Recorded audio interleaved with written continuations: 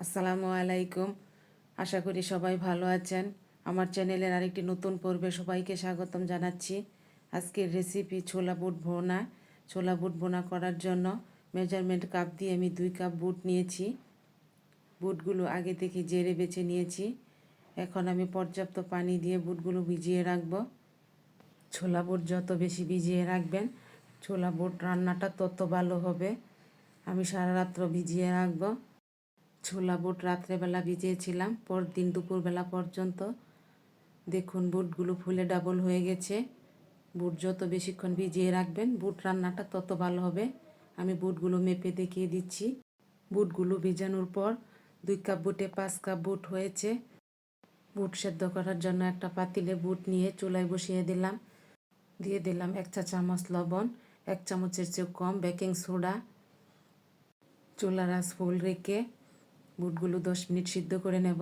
চুলাটা অন করে দিয়েছি। একটু নেড়ে মিশিয়ে দিলাম। দিয়ে দিচ্ছি মাঝারি সাইজের 10-12টা আলু। আলু ছোটো তাই বেশি দিলাম, বড় আলু হলে 5-6টা দিলেই হবে। উপরের কালো ফেনাগুলো ফেলে দিচ্ছি। 10 মিনিট পর বুটগুলো সিদ্ধ হয়ে গেছে, আমি দেখিয়ে দিচ্ছি। একটা বুটে চাপ দিতেই বুট গলে গেছে, তার মানে বুট সেদ্ধটা খুব ভালো হয়েছে। এবার বুট নামিয়ে নিয়েছি। চুলায় একটা প্যান বসিয়ে দিয়ে দিলাম 1/3 কাপ রান্নার তেল। দিয়ে দিলাম 2টা আস্তা শুকনা মরিচ, একটা তেজপাতা।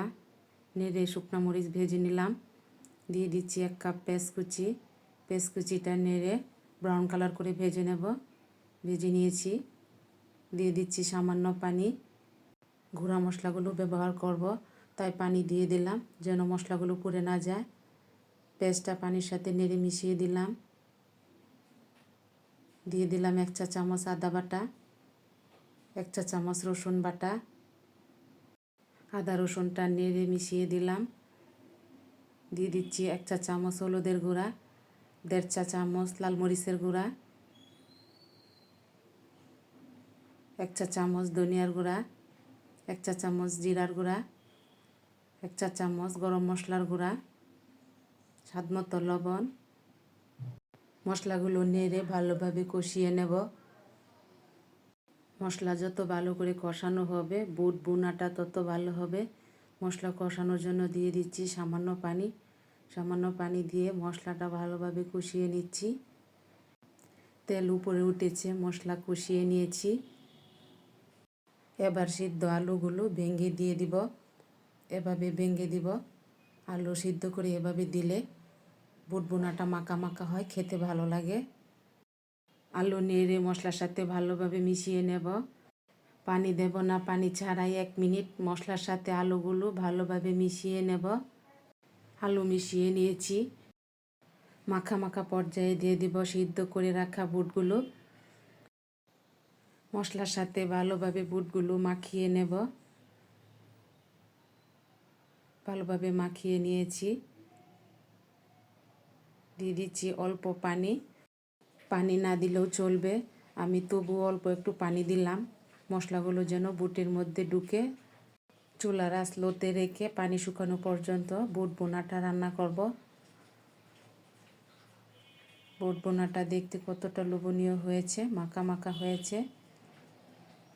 দিয়ে দিচ্ছি 5-6টা কাঁচামরিচ কুচি, কিছুটা ধনিয়া পাতা। নেড়ে মিশিয়ে নিলেই বুট ভুনা রান্নাটা কমপ্লিট। এভাবে আপনারা রান্না করে দেখতে পারেন, আশা করি ভালো লাগবে। তৈরি হয়ে গেল মজাদার ছোলা বুট ভুনা।